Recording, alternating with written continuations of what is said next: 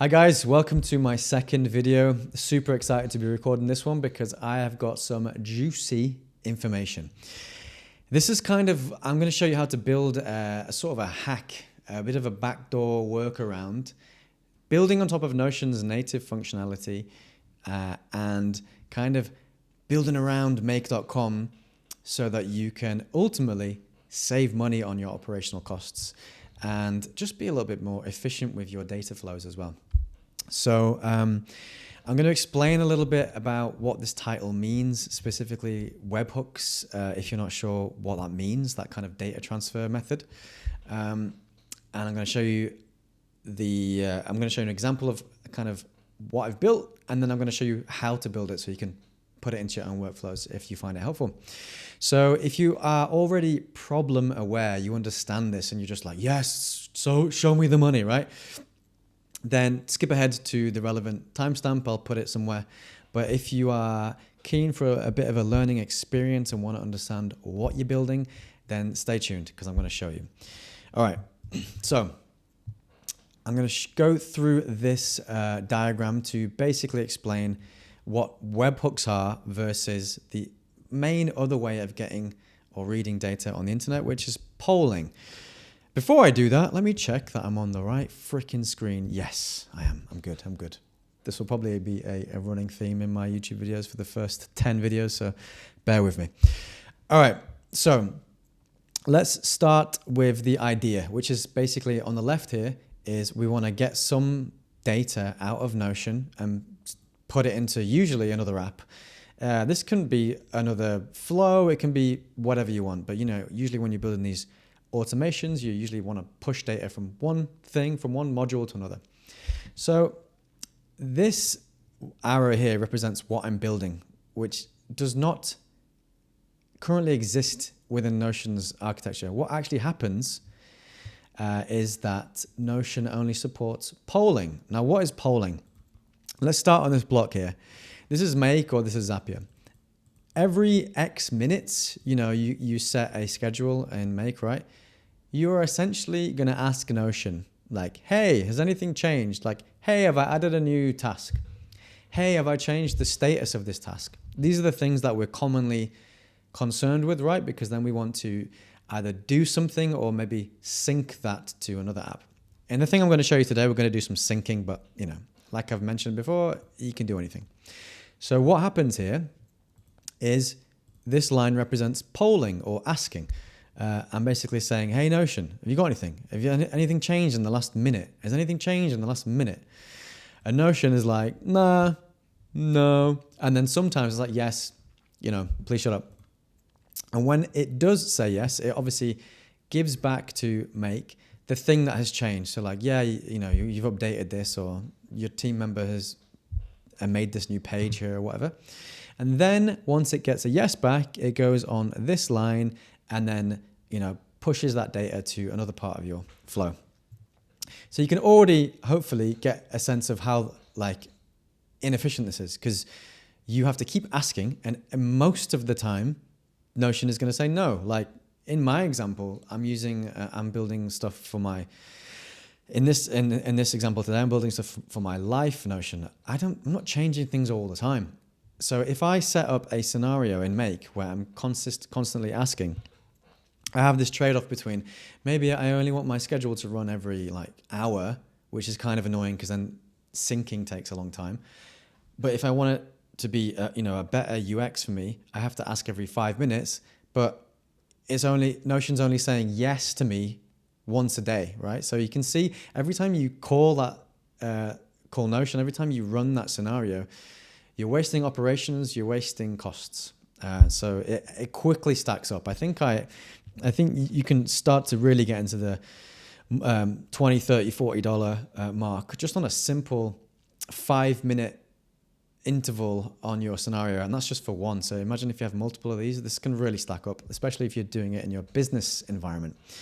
So just to give you a bit more of a visual on what I mean, let's ignore this. We're going to go through this in a second on a high level, but I'll just jump over here. You may have noticed, right, when you are in Notion, you have these acid trigger modules. So this one's called watch database items, and it does triggers when a database item is created or updated.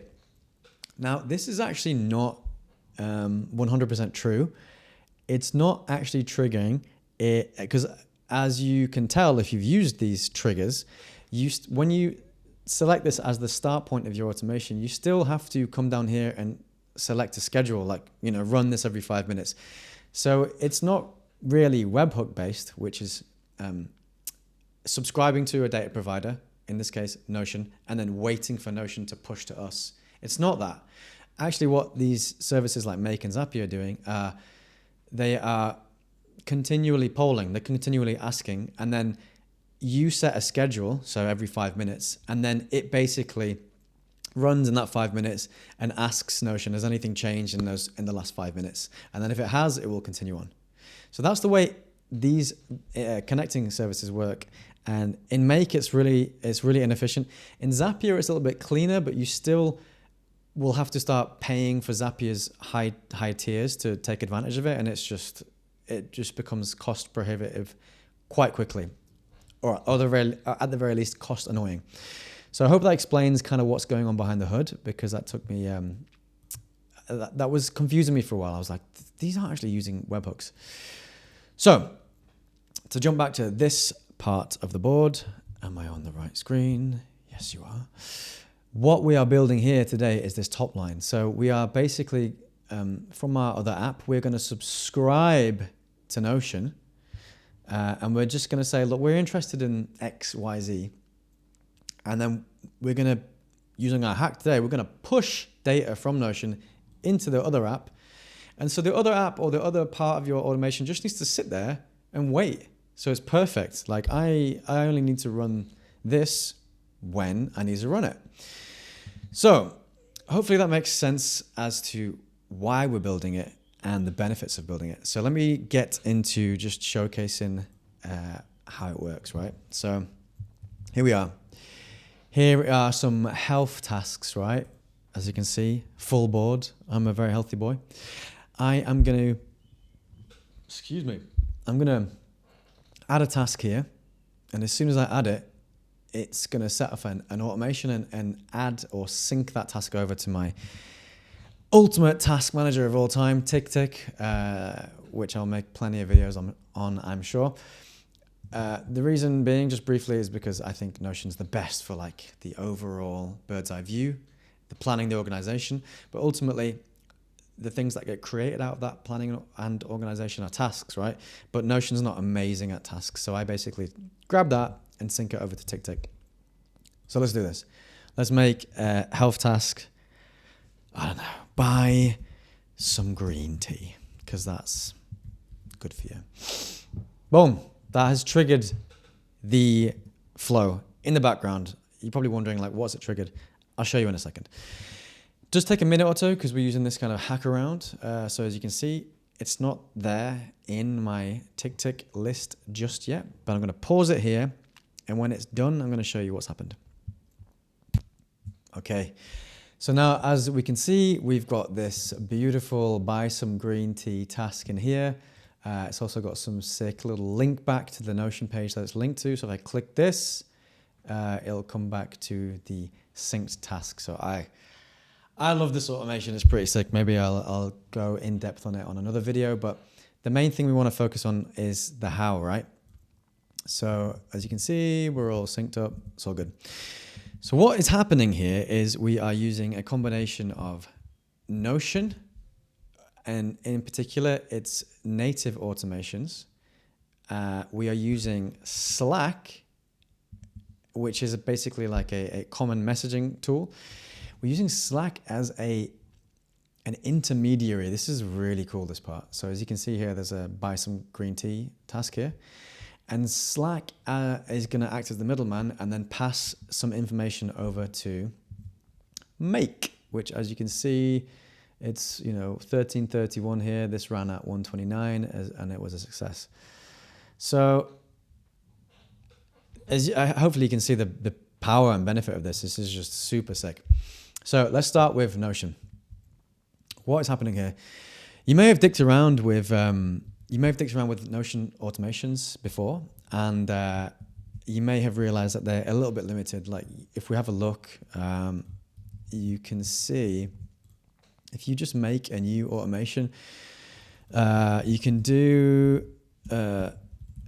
some cool things, but not a lot. So you can trigger something when a page has been added, and then you can basically look up properties and see when they change. So the triggers are kind of limited, but the do this or the actions off those triggers are even more limited. So let's just do page added. Actually on the free plan, which I'm on here, I can't actually do anything. But I think on the paid plans, you can do a couple of things. Like you can basically update something else in a Notion database, which is kind of helpful. You can now recently they've added a ability to ping somebody else in your Notion workspace, like ping a manager or something when a task is done. And then what's nice is on the free tier, you always get this send Slack notification too. So you can just like update a Slack channel. What we're doing here is we're using this Slack route, but then we're like juicing Slack up with something to use Slack as a kind of data pusher. I'm going to show you. So if we come back and discard that automation, if you see here, when a page is added, I'm going to sync it to TickTick. So all I'm doing is page added as the trigger, and then I'm just going to notify a specific channel in my Slack. So you set this to any public channel in your Slack, and then I'm going to show you how to soup that channel up to turn it into a data pusher. So this is what I'm talking about. This is kind of creating a pseudo webhook. You push from Notion, Slack grabs it, pushes it to make. So let's look over at my channel in Slack, which is called Toni Life Tasks. So I have I'm using this technique for a lot of different things, as you can see. So Toni Life Tasks here, you can see that I have a task here called buy green tea. It's like, it shows you some information of the properties in Notion.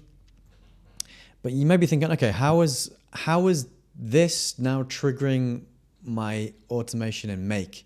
It's pretty cool. So on the bottom of your left panel in Slack, if you go down to the apps section and click add apps, in this top bar here, you want to search for Webhooks, and you'll see this one. This is a super sneaky little feature. I'm going to get more into Slack apps because actually you can use Slack for a lot of really cool things. But this is what we're going to do. We're going to get data out of Slack in real time. So we're going to click this, and we're going to go to configuration. All right. This is going to load up, and you are going to first add to Slack if you've not added it before. And then what you do when you add to Slack is you're going to go through to one of these configuration setting pages. So let's show you the one that I have done for this Toni Life Tasks, and it's going to look like this. So as soon as you click add to Slack, it will take you to something like this. So there's a lot of stuff going on here, but you don't actually need to do that much. You need to set a channel to listen on. So it needs to be public so that this integration can see. So make sure it's a public channel. Select the channel. Don't bother with trigger words, you don't need it. Most important thing here is the URL. So this is where data is going to be pushed to. This is where you're telling Slack, hey, push a notification. It doesn't matter what's in the notification for now, but push a signal to something that can receive a webhook. So in Make, this is the cool thing. When you use this module, custom webhook, if you set it up, like I've got it set up here as a Toni Life new task, it gives you this webhook URL, which you can then copy and use. So you basically just stick that URL in here and say, all right, Slack, whenever you receive a new message in Toni Life Tasks, all I want you to do is ping this URL, and that's it. You save the settings, bosh. Now, if you have determined the data structure in here, which basically means just running this once and testing the whole flow and getting Make to understand what the data structure looks like, then you can have now successfully set this up so that this can be triggered by Slack. Like, how sick is that? So now you don't need to run this multiple times a day. You just switch the thing on and know that Slack is going to trigger this whole automation whenever you choose to. So hope that makes sense. If we look at the payload that actually comes from Slack, it looks like this. It's just, you can't really control this, I don't think either, but you do have some interesting things which I hook onto as kind of filters. So it does give you text like, what was added. Here I can see that life, which is my workspace, added something in health tasks. So you can use this to kind of filter, but up to you. So yeah, I don't think I'll go through this today, otherwise the video will become a monster. I will turn it into another video, but that is how you do it. Just to refresh, you add a native automation in Notion. And all that does is you choose a trigger of your choosing. It can either be page adding or property edited. And then all you want to do is notify a channel in Slack. Boom. That step, done. Go to Slack, choose a channel, go to add app, look for webhooks and configure it like I showed you.